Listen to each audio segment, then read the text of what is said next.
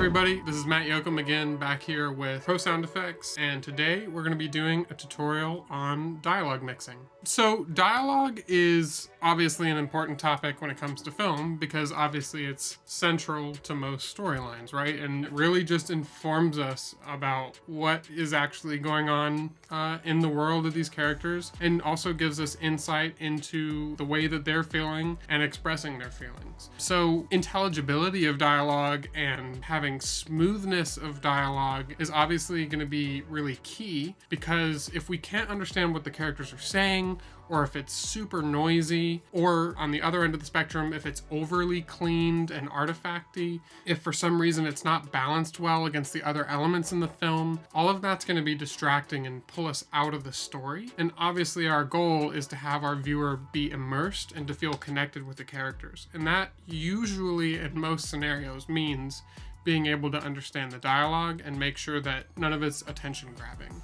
One of my teachers used to say, if you've done your job correctly, nobody will know that you were there. In other words, this is sort of a thankless part of the process, and that's okay, because the best dialogue mixers out there, you would never notice their touch on the film, right? Like if they're doing their job is to have you not notice. And that actually requires a lot of skill. So we're gonna talk through some of those things, and we're gonna look at just a very small section of an indie film that I worked on called How to Deter a Robber. This isn't a dialogue editing video, but I am gonna just quickly discuss dialogue editing, because obviously it very closely relates to dialogue mixing. Basically, the thing to understand about dialogue editing is there's a few things that go on. Number one, the dialogue editor is going to be choosing between different mics that are available, usually on set. There's a boom, usually there's a few lavs. Most of the principal characters will be wearing lavs, if not all of them. And then there could be other mics placed around in production, depending on the scenario, to help get the best possible sound and to provide the most options to the people in post. So if you have a good production mixer who knows what they're doing, they'll be turning over all of these files. You'll be given all of these options. The assistant or the dialogue editor will build what we call an assembly, which is where you basically stack all of those options for each line and each take. And then that allows the dialogue editor to go through and choose the best sounding mic position, or ISO as we call them, for each clip. You know, and in a bunch of cases, we're mixing and matching between lavs and booms. Maybe in a car, there's a plant mic, which is essentially just a microphone that's been wedged into a small area off camera so that, you know, it's getting consistent sound. And the dialogue editor is going to go through and make those choices. And then the mixer's job is going to be to smooth out the sort of frequency responses of those so that they all sound more or less like the same source. And the other part of the dialogue editor's job is to smooth out the noise floor. So the noise floor from a boom is going to sound different than the noise floor on a lav, right? Just by nature of being in a different position in the room, whereas a lav might be a little more isolated. And then even just changing between camera angles. You know, if the whole setup of the production is set up to get like a medium shot, and you're recording that scene in a medium, and then the whole set changes in order to record that same scene but in a close-up. As we change from shot to shot in the edit, between the medium, the close-up, you know, the reverse, all of these different angles are going to be different setups on set, recorded at different times a day. And so the noise floor is just never going to be the same. And obviously, just for a little bit of clarification, when I'm talking about noise floor, I'm talking about ambient sound that is non-dialogue that gets picked up by the microphone, such as traffic wash, birds, crickets, air conditioners, any sort of ambient noise. We're just going to refer to that as the noise floor. And that is going to be in contrast to the source, which is our dialogue, like the actual person speaking, right? And so, you know, one thing that you'll hear me say maybe a few times later on in this tutorial is talking about signal to noise ratio. The signal, again, being the source, being the dialogue, and the noise being everything else. So we always want to have a really good signal to noise ratio. You obviously want more of the signal and less of the noise. And depending on the setup and production, you know, like there may be drastically varying degrees of quality of the source that you're receiving. So the dialogue editor then takes all of these different mic angles that have gone along with the camera angles, and their job is to pull out those handles and to create what we call fill, and to basically take those noises and to stretch them out as long as possible and do really long and smooth fades so that we don't notice them. You know, oftentimes people who are just starting out, your first instinct might be to cut as close to the dialogue as possible and do really short fades so that it just pops in and out. The problem with that is just that you hear it pop in and out. And the goal here is, like I said earlier,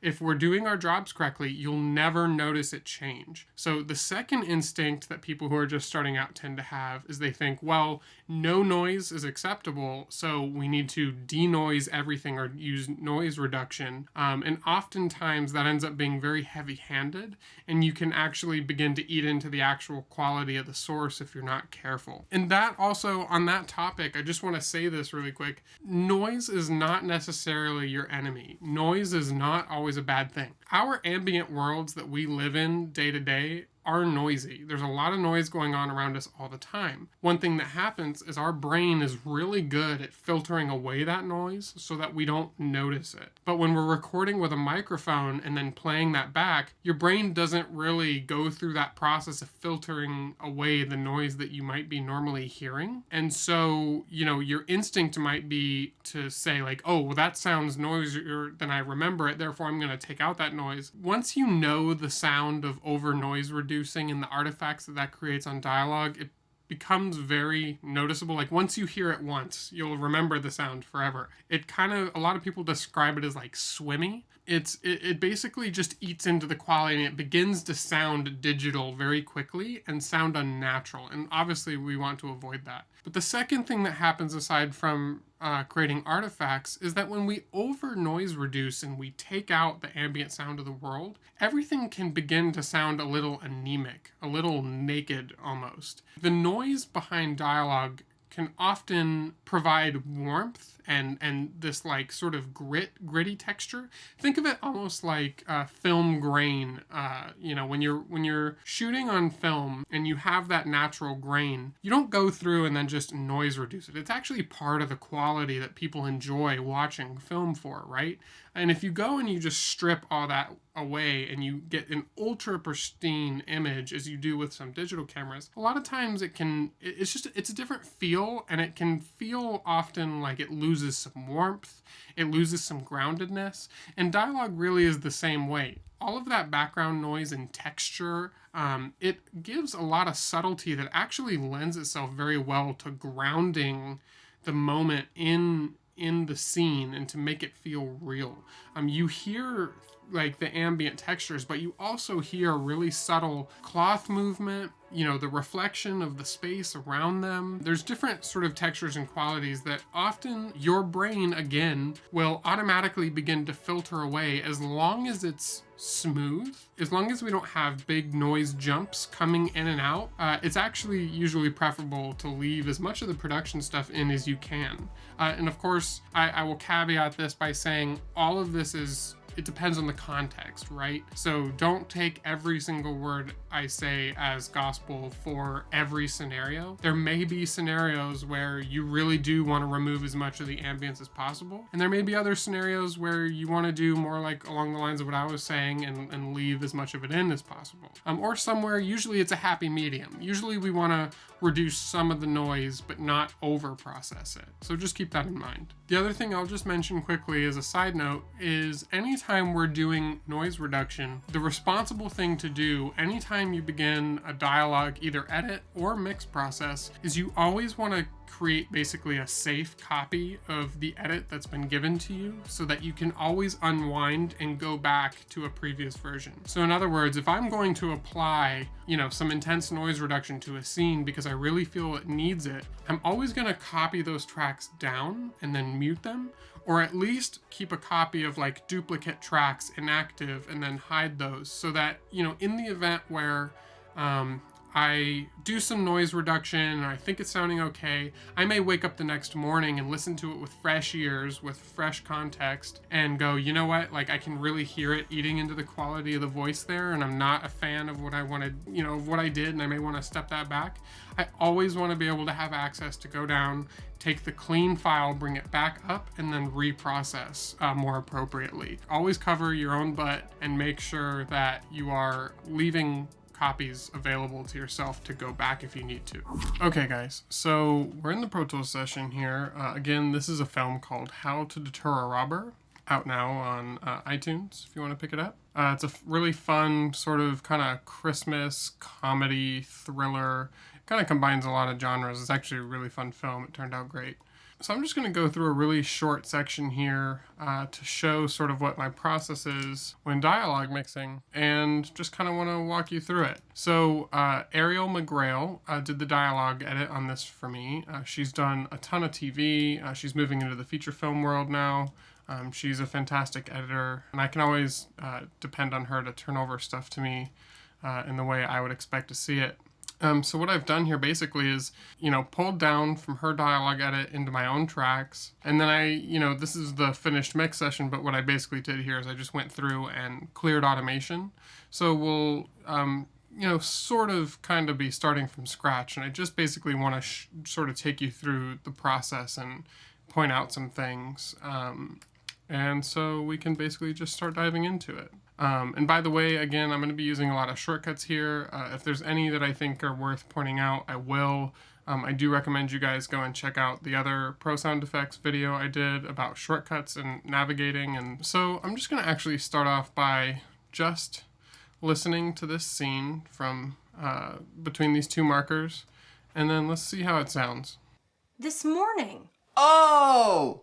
Looks so different outside the box. Honey, did you make sure that the turkey was 165 degrees? Madison, I'm speaking to you. Mm-hmm. Yep, Mom, I checked it. It's done. So, honey, you sure it's done? The thermometer said 165.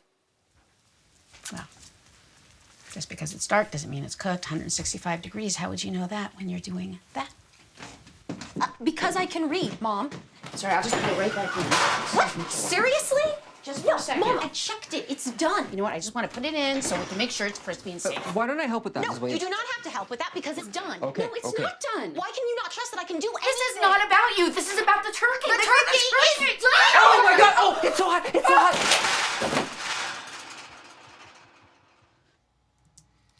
Okay, so as you may be able to tell, some of the levels are a little all over the place here. There are definitely instances of distortion that we want to clean up, a little bit of crackle, some rustle, some dropouts in the noise floor. So I'm going to go ahead and just start making my way through this scene and see what we come up with. This morning. Oh! Looks so different outside the box. Okay. So basically what I'm going to do here is I've been provided, it looks like probably a boom and a lav for each, or the other way around. So I'm going to, listen to each of these in isolation. Oh! Looks so different outside the box. Oh! Looks so different outside the box. Yeah, so this is definitely boom here. This is his lav up here.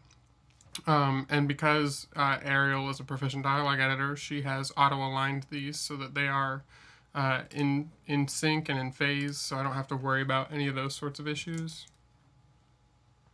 This morning. Okay, so you can hear the boom has a little bit more reverb on it, a little more air. The lavs definitely feel cleaner, a bit tighter. This morning. Oh! By the way, down here, I've got the effects and the music prints running instead of running all the tracks in the session just to save CPU for recording this. But we'll listen to how it sounds all in conjunction after the fact. Right now, we're just going to focus on the dialogue.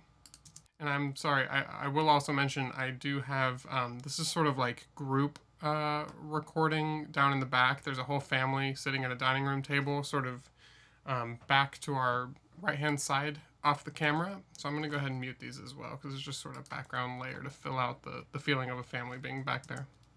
This morning. Oh! Looks so different outside the box. So one thing that's worth pointing out here is that I definitely work with clip gain a lot when it comes to working with dialogue. And it is really important to note that clip gain and volume are two different things because they happen at two different points in the gain staging structure. Basically, clip gain is happening at the clip level before any processing. Volume automation is taking place after inserts. The reason that's important is because if we're feeding into something like a compressor, changing clip gain versus changing volume is going to have a very different effect. If we raise the clip gain on something, it's going to push into the compressor harder and therefore compress more.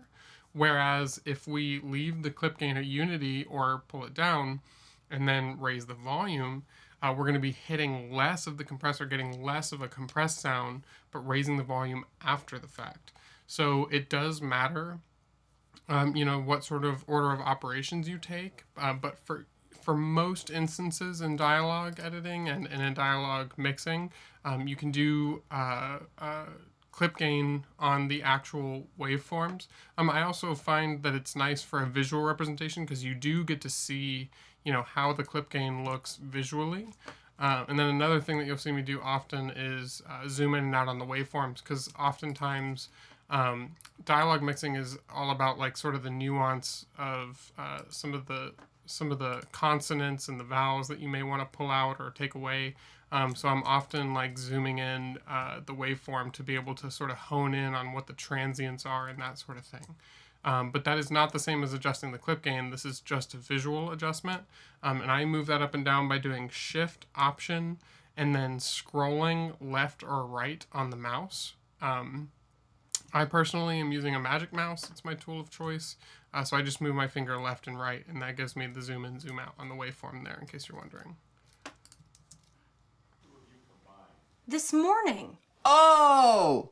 Looks so different outside the box. Honey, did you make sure that the turkey was 165 degrees? Madison, I'm speaking to you. Okay, so Mom is off to our back camera left. Sorry for jumping around the timeline there. I'll make these a bit smaller. Again, probably a boom and a lav. We probably only need one of them. The turkey was 165 degrees. Okay. Madison, I'm speaking to you. That's her lav. We probably don't need it. Honey, did you make sure that the turkey was 165 degrees? Honey, did you make sure that the turkey was 100?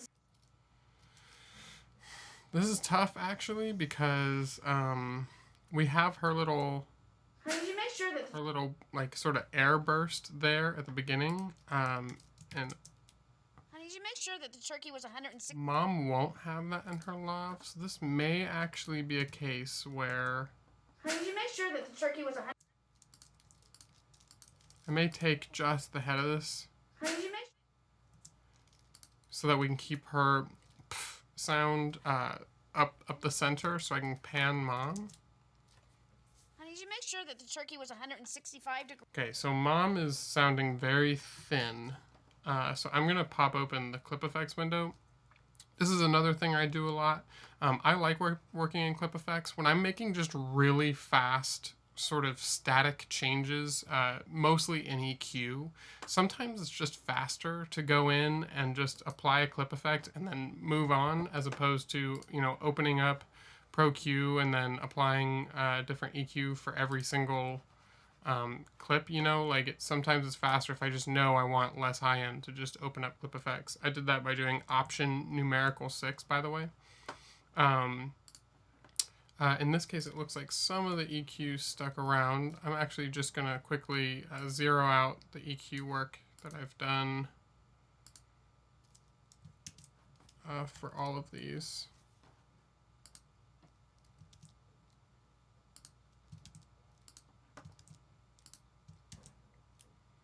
Trying to write that to the length of the session. Well, just to the length of this selection, actually.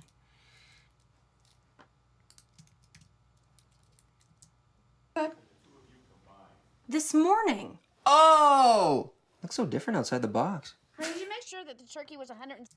Okay, so Mom's, I've already applied the clip effect there. Mom's sounding less tinny. I'm gonna probably... It's always a matter of like taste, and your director will probably have an opinion on how much to pan a voice. The important thing here, as I pointed out, obviously, is to make sure that you're never moving key like production effects and things off the center if they're tied to a character that's on screen. In this case, she's doing this sound with her mouth, and panning that hard right would not be a great idea. So I'm just going to move this to the back right. Honey, did you make sure that the turkey was 160? We're doing a fold down, so obviously you'll be hearing this in stereo. It'll still sound like it's coming out of the right front. And then I'm going to throw some reverb on her voice. I've got, this is sort of a larger room reverb. Honey, did you make sure that the turkey was 165 degrees? Okay, so that's going to help her not sound so much like a Lav. Honey, did you make sure that the turkey was 100? This is my reverb number 2 is like a smaller room. I find sometimes combining different types of reverbs, usually a larger room and a smaller room, and balancing those depending on the perspective can help lend some of the more like complex sounds of a realistic reverb and can help it sit in the mix better. Oh! Looks so different outside the box. Honey, did you make sure that the turkey was 165 degrees? Madison, I'm speaking to you. So there's a little bit of her sneaking in there, sounding like it was steering. Honey, did you make sure that the turkey was 165 degrees? And it looks like we're probably... Sure that the turkey was 165 degrees. Madison, I'm speaking to you. Sure that Okay, so at least in here... degrees. Let's see if I can't isolate this little kiss sound.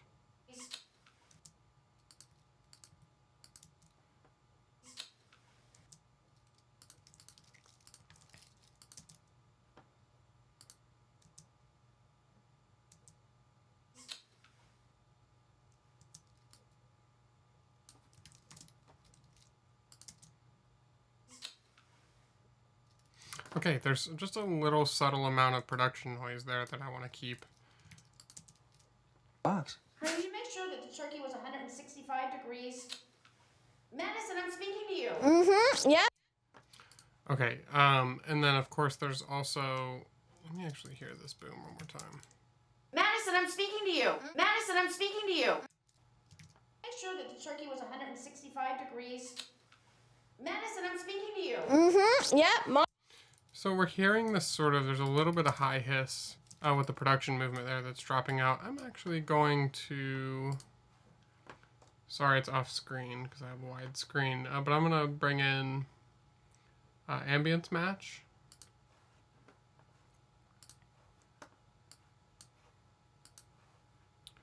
And on this section where I am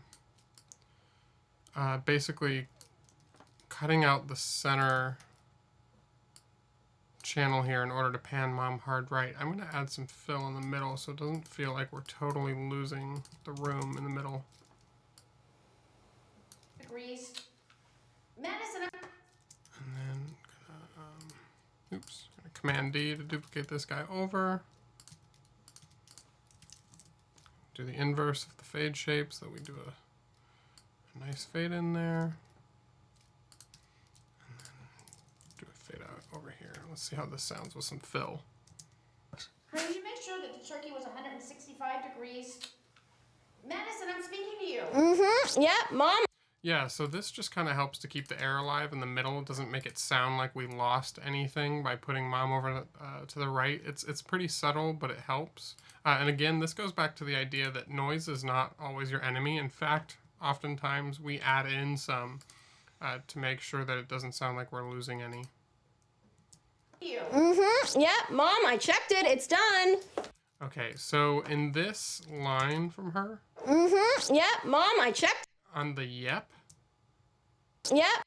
There's some crackling I'm sure you can hear up there. Mom, I checked it. It's done. And definitely in here. This is more crackle than like individual clicks. So one of my favorite tools actually for dealing with crackle is from Waves. They have X crackle. I'm gonna open up mono. And just a tip, what I do every time, I actually have this set as a preset. When you open this for the first time, it's gonna come out like this where everything's set to 0. I just go ahead and crank this all the way to 100. This is one of those rare instances where it's going to be very rare that you over-process with this plugin. There's just something about the way that it's made where you can literally put both of these at 100 and it does not sound overly affected. You'll notice, of course, I copied down and muted so that I can always get back to the clean version if I don't like the way this rendered. Mm-hmm, yeah, Mom, I checked it. It's done. It's kind of like, this plugin's kind of like magic. So I'll play back the old one more time so you can hear the crackles. Mm-hmm. Yep, Mom, I checked it. It's done. And then the clean version. Mm-hmm. Yep, Mom, I checked it. It's done. Crackles begun. Okay, so next little section. Done. So, honey, you sure it's done? Okay, so her walking into the room here. Done. So, honey, you sure it's done? Hearing a little bit of a phase. So, honey, you sure it's done? That's the Lav. So, honey, you sure it's done? That's the boom. I normally try to go for the boom anytime that I can. Because it tends to usually sound richer and fuller and have the natural room on it. Lavs tend to sound a little bit more isolated, but also they can either sound muffly or sometimes they can even sound nasally. It just depends. In this case, I like her footsteps, but the voice is being affected strangely by the two of those moving together. So I'm going to see how this sounds. It's done. So, honey, you sure it's done? Okay, so that works. Bring this up a little bit. It's done. So, honey, you sure it's done? And then I'll probably just add a little bit of room to her voice. I'm basically going to go through, I know I added some room to her down here, I believe.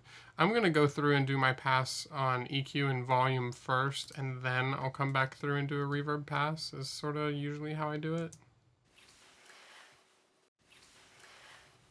The thermometer said 165. So, honey, you sure it's done? The thermometer said 165. Okay, so it is a little bit different mixing in headphones for me since I'm used to mixing on my speakers. But let me give this a listen. The thermometer said 165. It's sounding a little mid-rangey to me. Off screen, by the way, I'm going to be using my Pro Tools dock. The thermometer said 165. The thermometer said 165. The thermometer said 165. The thermometer said 165. The thermometer said 165. The thermometer said 165. So basically what I'm doing is I'm just taking some of this mid-range that was sort of resonant out of her voice and also tapering off a little bit of the high end so that it sort of fits more naturally. Yeah, so I'm just pulling down some of the high in her voice just to help sort of even out that tone. The thermometer said 165. I'll listen to it bypassed. The thermometer said 165. And with it on. The thermometer said 165. I'm still getting a little bit here in this like 1K region. The thermometer said 165. The thermometer. That sounds better. And I'm actually gonna just raise her line by a little bit. And what I'm doing there is because I just did a, sort of a straight up, we would hear this noise jump. So to smooth this out, I'm just making a selection and hitting X. And it's just going to glide from this location to here so that we just gradually hear the noise floor come up. The thermometer said 165. And that sounds better to my ears. Well, just because it's dark doesn't mean it's cooked. 165 degrees. How would you know that when you're doing that? Because I... So Mom's line is both louder and noisier here. Let's see how this sounds in context.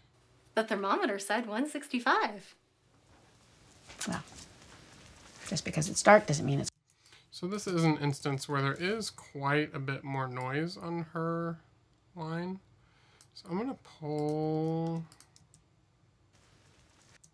down the gain, and I'm going to open up spectral denoise from Isotope. Isotope does happen to be one of my best friends when it comes to doing noise reduction, as it is for many dialogue editors and mixers. It's definitely worth an investment if you're able to swing even one of their more simple packs like the Elements pack, for example, if you can't afford the full advanced suite. So I'm going to hit Learn to learn this noise floor. Audition. And what I've done here is I've basically selected just a piece of noise in between the lines of dialogue in order to teach the algorithm what it sounds like.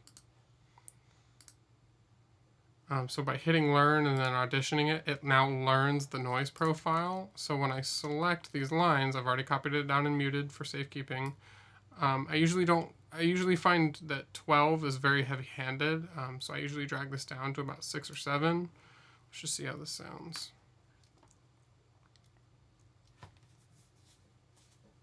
And by the way, learning isotope is a whole course on its own. And I by no means am like a super expert. I mean, I use it in my day-to-day when I'm working on dialogue, but there's a lot of deep things to get into there. So just be aware of that. Well, just because it's dark doesn't mean it's cooked. 165 degrees, how would you know that when you're doing that? Okay, so that helped take the edge off, right? So if I go back and unmute this and we listen to this noise floor just coming in. Well, And now the new one. Well, just because it's dark doesn't mean it's cooked. All right, there's some like funky shuffling from the background back here, but that's okay. It's done. So, honey, you sure it's done? The thermometer said 165. Well, just because.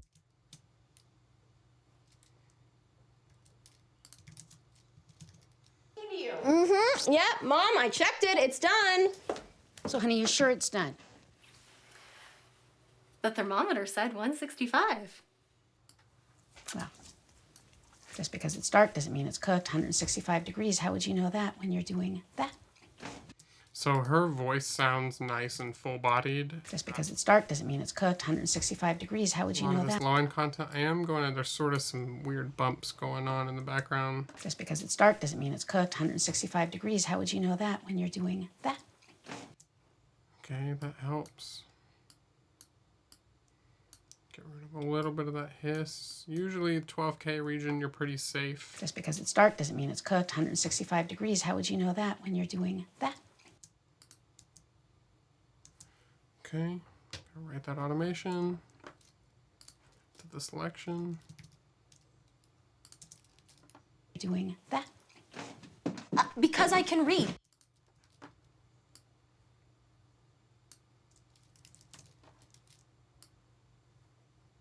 Oh, looks like I already processed this line. Pull this back up.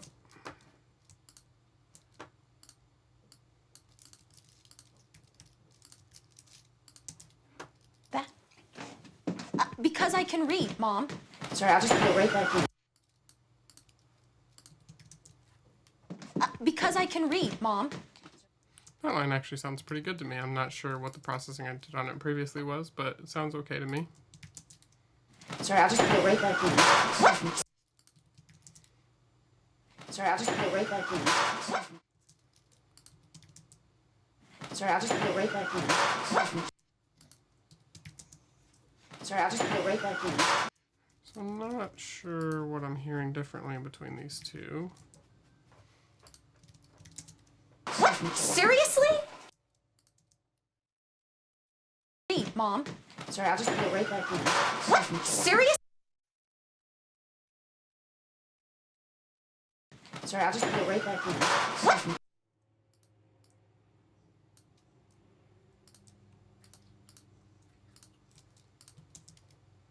Sorry, I'll just put it right back in. Seriously?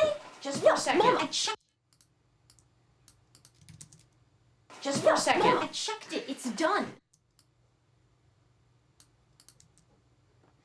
Just for a second. Mom, I checked it. It's done. Seriously? No, Mom, I checked it. It's done. Okay, so up here's the lavs again. They sound pretty good. They're a little essy. I'm going to bring up Pro De-Ess here. It's just a de-esser that I like using. You can use any de-esser you like. Seriously? No, Mom. The goal is that they reduce sibilance in the S's to just help them not be as sharp or, you know, abrasive. Seriously? No, Mom, I checked it. It's done. So what I was doing there is just pulling down the threshold, meaning it'll activate sooner as signal hits it, and then upping the range for the total amount of reduction that it'll be capable of doing to help knock back those S's. I did that up here on the Lav. I could probably use it down here as well. A lot of this is just a matter of feel, by the way. There's no like right or wrong. Sorry, I'll just put it right back in. Seriously? Just for a second. The thing that I like about this Pro De-Ess here is it does show you sort of the range that the sibilance is taking place in, so you can kind of narrow in on it a bit. I do highly recommend all of the FabFilter tools. They're pretty fantastic. Degrees, how would you know that when you're doing that? Because I can read, Mom. Sorry, I'll just put it right back in. What? Seriously? Just for a second. Mom, I checked it. It's done. You know what? I just want to put it in so we can make sure it's crispy and safe. Why don't I help with that? Just wait. You do not have to help with that because it's... Okay, so this next little section is sounding okay, and then we immediately go into very apparent lavs, like the tone and the reverb changes a lot. Put it in so we can make sure it's crispy and safe. Why don't I help with that? Just wait. You do not have to help with... So the level on him sounds okay. I'm going to knock him up a couple dB. Crispy and safe. Why don't I help with that? Just wait. You do not have to help with that because it's done. Okay, No, it's okay. not done. Why can you not trust that I can... And his overlapping line here can come down a bit. She definitely is much quieter here, being compressed. Make sure it's crispy and safe. Why don't I help with that? Just wait. You do not have to help with that because it's done. Okay. No, it's... You can see, my apologies, I've got the unrendered clips down here. I already ran X Crackle on this. I'm sure there was plenty of crackle like we saw demonstrated earlier, and it does a great job of removing it. Just wait. You do not have to help with that because it's done. Okay, No, it's okay. not done. Just wait. You do not have to help with that because it's done. Okay, No, it's okay. not done. Why can you not trust that I can do it? Just wait. You do not have to help with that because it's done. Okay, so I'm just gonna, oops. I'm gonna come over here and bring, this sort of works like a multiband. It's basically gonna compress specific frequencies, and at this moment, I want it to compress sort of these mid-range frequencies that I know are gonna be a little bit pokey and sort of stick out. Just wait. You do not have to help with that because it's done. Okay, No, it's okay. not done. Why can you not trust that I can do it? This is not... Just wait. You do not have to help with that because it's done. Okay, No, it's okay. not done. Why can you not trust that I can do it? This is not... Just wait. You do not have to help with that because it's done. Okay, No, it's okay. not done. Why can you not trust that I... Okay, that's feeling a little better to me. Seriously? Just for a second. Mom, I checked it. It's done. You know what? I just want to... Actually, even back in here. Sorry, I'll just put it right back in. What? Seriously? Just for a second. Mom, I checked it. It's done. It's a little mid-rangey in here too. Oops. So a little bit of standard EQ just to bring it down, and then a little bit of dynamic to have it react to transients. Sorry, I'll just put it right back in. What? Seriously? Just for a second. Mom, I checked it. It's done. Sorry, I'll just put it right back in. What? Seriously? Just for a second. Okay, that should help. Just wait. You do not have to help with that because it's done. Okay, No, it's okay. not done. Why can you not trust that I can do anything? This is not about you. This is about the turkey. Okay, that definitely becomes more mid-rangey and loud. So again, I'm gonna bring the EQ here. This is not about you. This is about the turkey. The turkey is So if I can solo each individual channel that I'm hearing here, and you'll hear what I'm talking about in the mid-range of the voice here. This is not about you. This is about the turkey. The turkey is Oh my god! Oh! So that will definitely hurt your ears on larger cinema speakers, especially in the context of a theater. Whoops. So I'm going to definitely knock those back quite a bit. This is not about you. This is about the turkey. The turkey is Oh my god! Oh! It's so hot! It's so hot! This is not. Again, I'm knocking off some of these highs as well to stop it from being too abrasive and sharp. It's so hot! Okay, and some nice production fill there. So this scene is sounding a little more balanced. As you can see, I mean, I definitely already went through and did a bunch of clip gain work to sort of EQ stuff out. My apologies for not showing that in the process, but you know, basically you can see here, if I were to go in here and just quickly zero out this clip gain, you can see this is what I would be looking out for. Are these really big transients, sort of like, you know, peak, and then having basically, you know, really small waveforms in between. If I play this how it was. This is not about you. This is about the turkey. The turkey is done. Okay, so you can hear. This is not about you. This Not about you is much louder. is about the turkey. And then about the turkey. You can hear how much louder that is than the surrounding lines, and basically that's because of how the actress is emoting, right? Like she's projecting, and when we speak, our volume isn't always super consistent.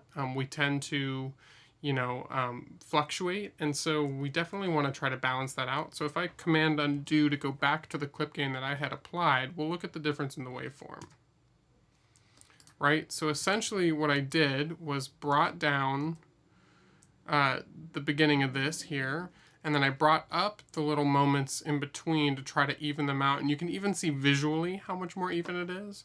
I brought down this, you know, sort of spiky line here, and then just sort of did a gradual shape down here. So if I undo again, we can see the difference between those as I toggle back and forth, and hopefully the difference is notable as well. So I'll play one more time like this. This is not about you. This is about the turkey. The turkey is done. Okay, and then with the clip gain. This is not about you. This is about the turkey. The turkey is done. Okay, so it's much closer to ballpark. And then let's see this last line. Oh my god! Oh, it's so hot! It's so hot! Okay, so that's Jimmy isolated up here. Oh my god! Oh, it's so hot! It's so hot!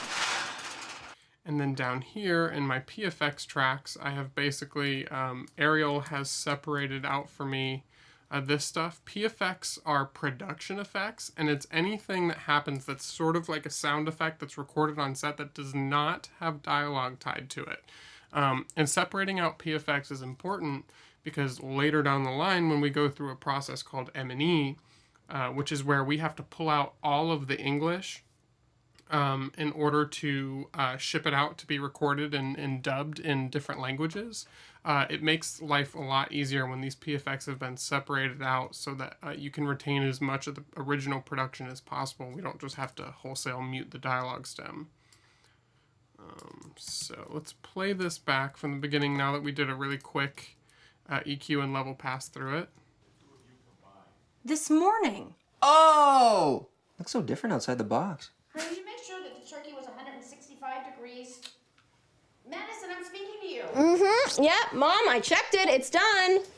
So, honey, you sure it's done? The thermometer said 165.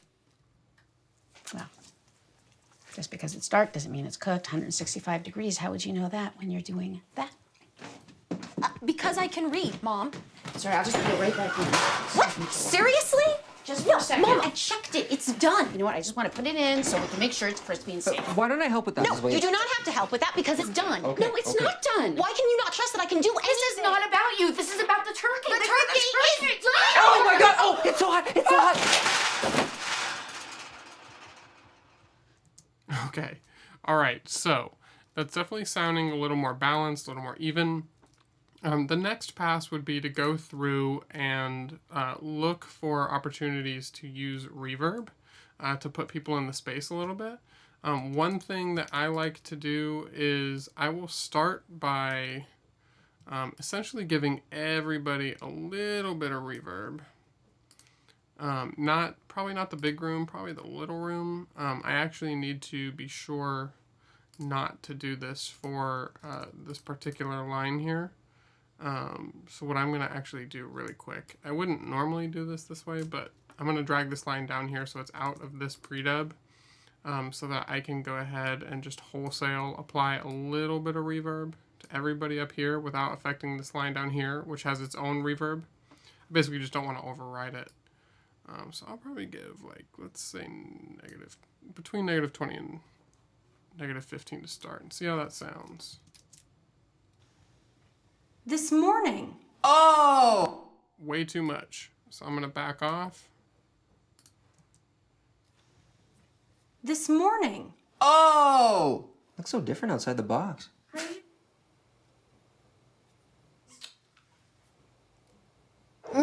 Yeah, Mom, I checked it. It's done. So, honey, you sure it's done? The thermometer said 165. It's still a little heavy-handed. I'm going to back this down to -30. But you can hear, hopefully, I'm going to bring this line back up now.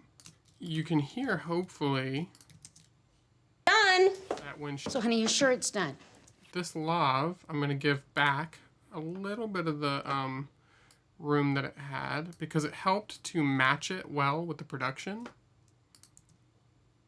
Madison, I'm speaking to you. Yeah, Mom, I checked it. It's done. So, honey, you sure it's done? Okay, a little heavy-handed again, but if I back off just slightly on it, it should be good. Checked it. It's done. So, honey, you sure it's done? The thermometer said 165. Well, just because it's dark doesn't mean it's cooked. 165 degrees, how would you know that when you're doing that? So the reason I do this where I sort of wholesale apply just a little bit of reverb across this scene is because at least in this production in particular, we're working with so many different mic angles and switching between lavs and booms because the production was a little inconsistent across the board for this production and the production sound, I should say. Applying the same reverb, even just in small touches across this scene, helps to just sort of glue everything a little bit. It gives everything sort of the same space. It kind of acts as a common denominator. And that's really what we want. We want to even the noise floors. We want to have the reverb sound like everybody's in the same space all the time. And that's really going to be helpful. So I'm just going to listen through here. Just because it's dark doesn't mean it's cooked. 165 degrees, how would you know that when you're doing that? Because I can read, Mom. Sorry, I'll just put it right back in. What? Seriously? Just for a second. Mom, I checked it. It's done. You know what? I just want to put it in so we can make sure it's crispy and safe. Why don't I... Hearing a little bit of a drop out of this line here. I'm gonna smooth it out. Checked it. It's done. You know what? I just want to put it in so... Checked it. It's done. You know what? I just want to put it in so we can make sure it's crispy and safe. Why don't I help with that, No, Ms. Williams? you do not have to help with. It's a little better. Why don't I help with that, Ms. Williams? Okay, so Jimmy's line definitely needs EQ. I didn't do this before. So if you can hear the difference, let me play his line Why don't I help with that, Ms. Williams? and the line before. And so we can make sure it's crispy and safe. Hopefully you can hear his line is much more muffled, and that is typical of a Lav. Why don't I help with that, Ms. Williams? So I'm going to do a combination of a few things. I'm going to pull this down slightly. I'm going to give him just a little bit more top end. Why don't I help with that, Ms. Williams? Why don't I help with that, Ms. Williams? Why don't I help with that, Ms. Williams? Why don't I help with that, Ms. Williams? Why don't I help with that, Ms. Williams? Why don't I help with that, Ms. Williams? Okay, so hopefully you can hear it added a lot of air into his recording and helped it not sound as muffled. I'll A/B it. So here it is how it was originally. Why don't I help with that, Ms. Williams? And then unbypassed. Why don't I help with that, Ms. Williams? So hopefully if you're listening on a decent pair of speakers and headphones, you can hear the difference there. I'm going to apply that automation. It's crispy and safe. Why don't I help with that, Ms. You Williams? do not. The other thing is because it's a Lav, it's really dry. It's not picking up a lot of room reflections because it's hidden underneath his sweater. So I'm going to give him a tiny bit more of that reverb. Why don't I help with that, Ms. You Williams? do not have. And that totally helps to open up, him into the room and make it sound like he's really there. No, Mom, I checked it. It's done. You know what? I just want to put it in so we can make sure it's crispy and safe. Why don't I help with that, No, Ms. you Williams? do not have to help with that because it's done. Okay, No, it's okay. not done. Why can you not trust that I can do anything? This is not about you. This is about the turkey. The turkey is done. Oh my god! Oh, it's so hot! It's so hot! Okay, same thing for this other Lav line over here. Oh my god! Oh, it's so hot! It's so hot! Oh! I'm actually going to apply the same EQ that I did earlier. So what I'm going to do is go back to the EQ where it shows the curve, hit Command-Shift-C, Command-Shift-Copy, And then I'm going to do Command Shift V for paste. And that's going to copy the plugin parameters. One thing worth noting is your little focus box here. If this is turned off, it will not copy or paste to this plugin. The plugin that is focused on the screen is what you're going to be copying and pasting to. So in this case, you know, it was, and I did a copy, and then I pasted, and because I'm in preview mode, I've made this selection. I'm going to write to selection with that selection made.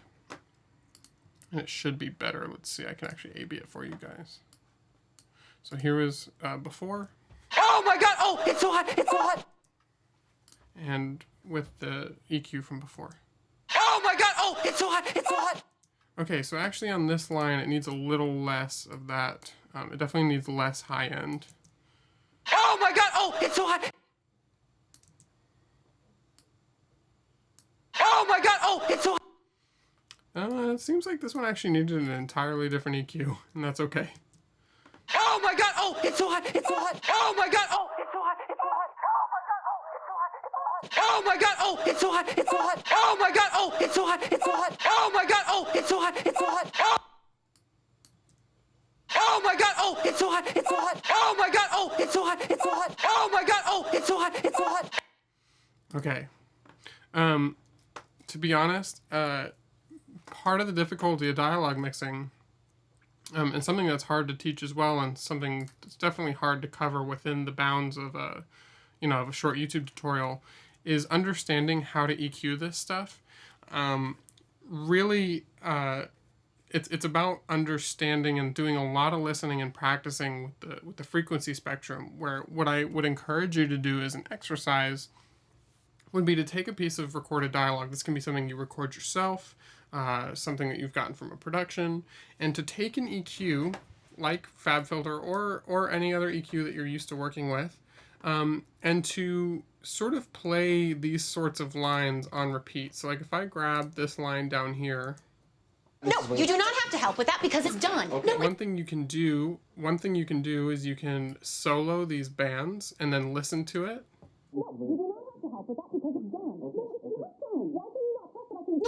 And then, you know, I can see this is at 250 hertz and try to memorize that sound and sort of understand the range, and then go up to 500 hertz and do the same again. No, you do not have to help with that because it's done. No, it's not done. Why can you not trust that I can do anything? No, you do not have to help with that because it's done. No, It's not done. Why can you not trust that I can do anything? And by listening through the bands like that, you'll start to get a sense for like where things lie on the frequency spectrum, and you'll start to notice patterns when you hear resonances and peaks and things coming through in the recordings. And eventually, as you get used to it, you will be able to isolate those in your head and know where to go pretty quickly, even without a visual. That is one of the great things about FabFilter, is it does provide visual aid, which is helpful even for experienced mixers. It's just, you know, it's like something that just enhances your workflow. It's not intended to replace your ears or your ability to hear what's on the frequency spectrum, but it certainly is a nice visual aid. So yeah, let's listen to this scene one more time and see if there's anything else worth picking out. This morning. Oh! Looks so different outside the box. Did you make sure that the turkey was 165 degrees? Madison, I'm speaking to you. Mm-hmm. Yep, Mom, I checked it. It's done. So, honey, you're sure it's done? The thermometer said 165. Well, just because it's dark doesn't mean it's cooked. 165 degrees. How would you know that when you're doing that? Because I can read, Mom. Sorry, I'll just put it right back in. What? Seriously? Just for a second. Mom, I checked it. It's done. You know what? I just want to put it in so we can make sure it's crispy and safe. Why don't I help with that? No, Ms. Wade? you do not have to help with that because it's done. Okay, No, it's okay. not done. Why can you not trust that I can do anything? This is not about you. This is about the turkey. The turkey is done. Oh my god! Oh, it's so hot! It's so hot! Okay, and I know we've got effects covering this turkey hitting, but that's pretty satisfying, so I'm gonna turn that up by quite a bit. It's so hot! And I love hearing that rattle all the way to the end. So yeah, the scene is sounding a lot better. I'm actually going to play it just one more time, but this time I'm going to bring in the effects and the music so you guys can hear what that was like. This morning. Oh! Looks so different outside the box. Did you make sure that the turkey was 165 degrees? Madison, I'm speaking to you. Mm-hmm. Yep, Mom, I checked it. It's done. So, honey, you sure it's done? The thermometer said 165. Well, just because it's dark doesn't mean it's cooked. 165 degrees. How would you know that when you're doing that? Because I can read, Mom. Sorry, I'll just put it right back in. What? Seriously? Just No, for a second. Mom, I checked it. It's done. You know what? I just want to put it in so we can make sure it's first being safe. Why don't I help with that, No, Ms. Wade? you do not have to help with that because it's done. Okay, No, it's okay. not done. Why can you not trust that I can do anything? This is not about you. This is about the turkey. The turkey is done. Oh my god! Oh, it's so hot! It's so hot! All right. So some of the effects were a little big there, but one thing that you can hear too, and that is very helpful, is like if you can get your dialogue to sound good, even like on the better side of decent, on its own in isolation, usually when the effects and the BGs and the music come in, it'll help to mask a lot of those problems that you that you hear when it's in isolation. And so the full mix coming together really can help. That being said, you always want to do a dive and go surgically into the material on its own in isolation, because we want it to be the best that it can be, even on its own, even within the context of a full mix. But just do be aware that when you're listening to your stuff, sometimes you may want to spend a lot of time on some like little nitty-gritty details. Do be sure once in a while to flip on the effects and the music, just to make sure that, like, sometimes if you run into a really difficult problem, the effects and the music may help to be masking it, and you may be able to save a little bit of time by not going so crazy over the small details. That being said, if you've got the time, go for it. Try to clean it up as best as possible, and hopefully it'll come out, sounding great in the end. Hopefully this tutorial has been helpful for you guys. It's kind of a really involved process, and I've basically just shown a very short snippet of what this process is like and talked about some of the, the thoughts and practices behind it. But if you guys have any follow-up questions, please feel free to let me know. Be sure to reach out to Pro Sound Effects. Maybe I'll do a follow-up video if you guys felt like there was something I could have touched on more or less, and I can try to illuminate anything that may still be seeming obscure. So thanks again for your time. Be sure to like and subscribe the video. Go check out Pro Sound Effects. Check them out for all your library needs, and until the next time.